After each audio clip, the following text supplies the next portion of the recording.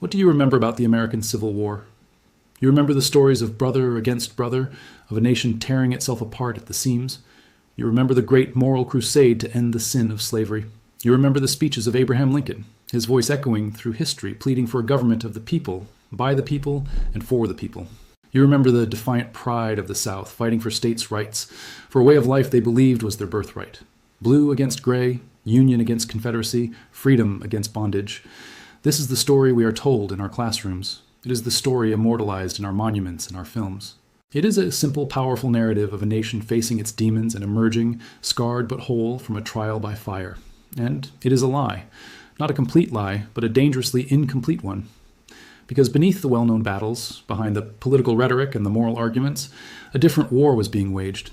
This was a silent, hidden war, fought not on battlefields like Gettysburg or Antietam, but in the private boardrooms of London, the opulent banking houses of Paris, and the smoke-filled parlors of Europe's financial elite.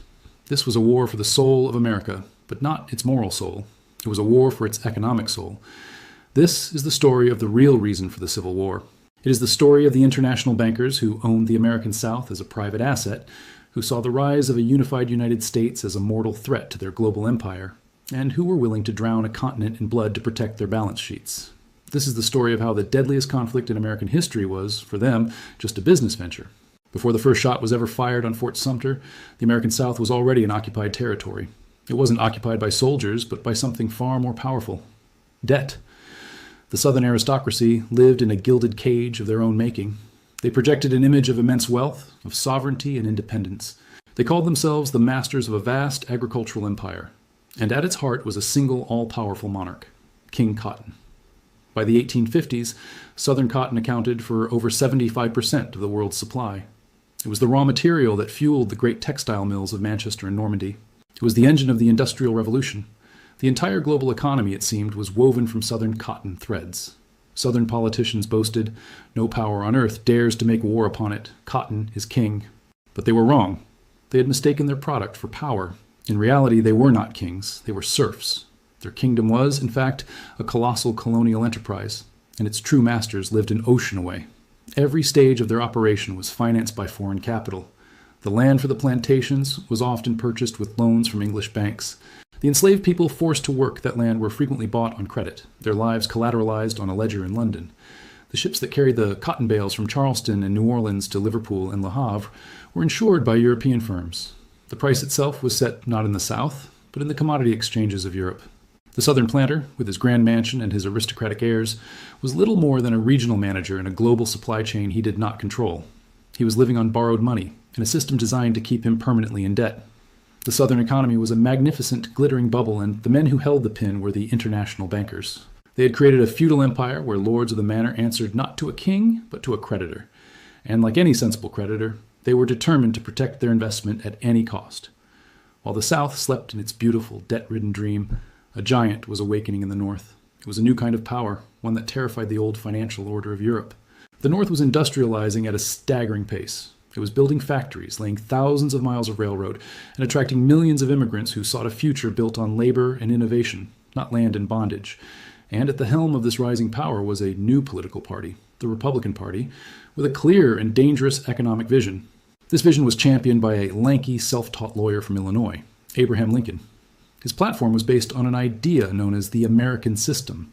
It called for three things that, to the European bankers, sounded like a declaration of war. First, protective tariffs. These were taxes on imported goods designed to shield America's young industries from being crushed by cheap foreign competition, particularly from Great Britain. For the European financiers, who profited from free trade, this was an existential threat. Second, a strong national banking system and a sovereign national currency. Lincoln believed that the United States government, not private international banks, should be the master of its own money supply. This would free the nation from the grip of foreign creditors and their endless cycles of debt. Third, massive government investment in internal infrastructure, canals, roads, and railways to unite the country and create a single, powerful, self-sufficient domestic market. To the bankers in London, this American system was their nightmare scenario. A unified, protected, and financially independent United States would not just be a lost client, it would become a rival.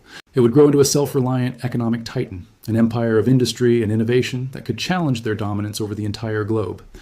They had watched America grow from a rebellious colony into a continental power with envy and fear. They understood that a house divided cannot stand, but a house united under Lincoln's vision would be a fortress they could not control.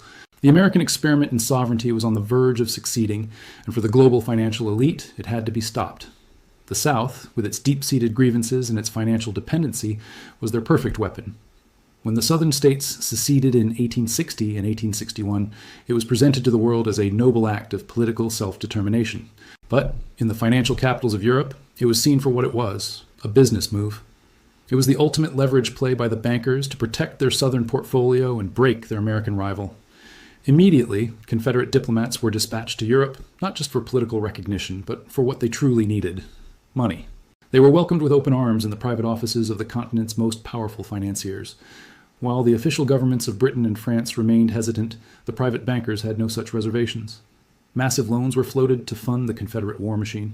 The most famous of these was the Erlanger loan, a multi-million-dollar bond deal organized by the French banking house of Emile Erlanger and Company. These bonds were collateralized with cotton, the very asset the bankers sought to control. European investors were effectively betting on a Confederate victory to secure a return. They were buying stock in the destruction of the United States. But the true genius of these financiers was that they never put all their eggs in one basket. Just as their successors would do in the great wars of the 20th century, they prepared to profit from both sides of the conflict. While their strategic goal was a Confederate victory, their tactical goal was to profit from the war itself. They offered loans to Lincoln's Union government as well, but at punishingly high interest rates, sometimes as high as 28%. They sought to force Lincoln into a debt trap, ensuring that even if the North won, it would emerge financially crippled and subservient. It was in this moment that Abraham Lincoln made his most audacious move, a move that history books often ignore. To escape the stranglehold of the international bankers, he did something unprecedented. He bypassed them entirely. Through the Legal Tender Act of 1862, Lincoln instructed the Treasury to issue a new, radical form of money, a sovereign, debt-free paper currency printed by the government itself. It was nicknamed the greenback.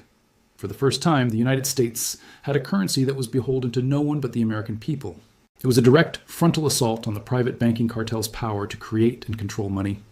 To them, this was a far greater crime than secession. This was a revolution. Lincoln-esque greenbacks confirmed their deepest fears. A truly independent American republic was not just a competitor. It was a contagion that could inspire other nations to escape their own chains of debt. Now, the war was no longer just about breaking the Union. It was about destroying the man who had dared to challenge their power and extinguishing the dangerous idea of a debt-free currency. In April of 1865, General Lee surrendered at Appomattox. The Union was preserved. The slaves were freed. On the surface, it seemed the bankers' grand gamble had failed. Their preferred client state, the Confederacy, had been burned to the ground. Lincoln, their greatest adversary, had won. But just days after the surrender, an assassin's bullet did what the Confederate army could not. Abraham Lincoln was dead, and with his death, the dream of a truly financially independent America died with him. The period that followed, known as Reconstruction, is often taught as a failed attempt to rebuild the South and integrate a newly freed people. But it was also something else, a final, brutal victory for the financiers. The post-war South was a wasteland, utterly broken and bankrupt. Into this vacuum swarmed a new army, not of soldiers, but of speculators, creditors, and political opportunists, many of them acting as agents for the same Northern and European financial interests. They were the infamous carpetbaggers. Under the guise of rebuilding, they plunged the Southern states into mountains of new debt. Corrupt, puppet governments issued fraudulent bonds for railroads that were never built and projects that never materialized. The debt was then sold to the very same banking houses that had funded the war. The Southern people, both black and white, were trapped in a new kind of servitude: debt peonage. The bankers had failed to split the country, but they had succeeded in their ultimate goal. They had stopped the rise of a truly sovereign economic rival. The greenbacks were slowly withdrawn from circulation, and America was forced back onto the gold standard, once again tying its currency to the supply of a metal largely controlled by the European banking dynasties. The South, though politically part of the Union, would remain an economically exploited internal colony for the next century. And the nation as a whole, having shed the blood of nearly 1 million of its sons, was now firmly tethered to a system of debt and credit that its greatest president had given his life to resist. History remembers the Civil War for its soldiers, its generals, and its presidents, but the war's true victors are faceless. They are the men who sat in the quiet, wood-paneled offices of Europe, playing nations like pieces on a chessboard. They understood a timeless truth. True power isn't found in commanding armies, but in controlling the debt that pays for them. The American Civil War was not the end of this story. It was a dress rehearsal. The pattern of funding both sides of a conflict, of profiting from destruction, and of using debt to control nations would be perfected in the century to come. We are told that wars are fought for freedom, for ideology, for justice. But the uncomfortable lesson of our deadliest conflict is that wars are often engineered, prolonged, and financed for a purpose far simpler and far more sinister: profit. And the chains we think we broke long ago